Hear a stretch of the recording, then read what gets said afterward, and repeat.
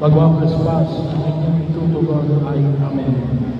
Pagpalain nawa kayo ng makapangyarihang Diyos na nagpalibay sa inyong pagkaanib sa kanyang simbahan na itinayo sa ibabaw ng matatag na bato ng pananampalataya ni San Pedro upang kayo magkaroon ng pananalig na walang hanggan. Pagkalooban naman kayo ng Diyos ng ulirang pamumuhay na makakaakit sa kapwa-tao para mapalapit kay Jesucristo sa pamagitan ng aral ng pananampalataya na sinikap ituro ni San Pablo na kapiling na magpasawalang hanggan. Ang mga aral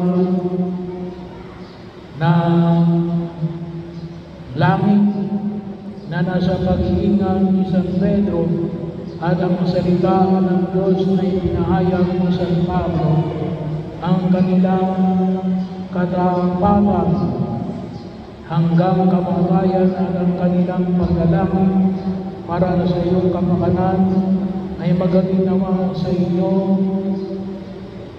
sa kinamtang ni San Pedro, pakundangan sa kanyang pagkapako sa krus at sa pagtanggap ni San Pablo sa karuna ng buhay, pakundangan sa kanyang pag-ibig mapugutan.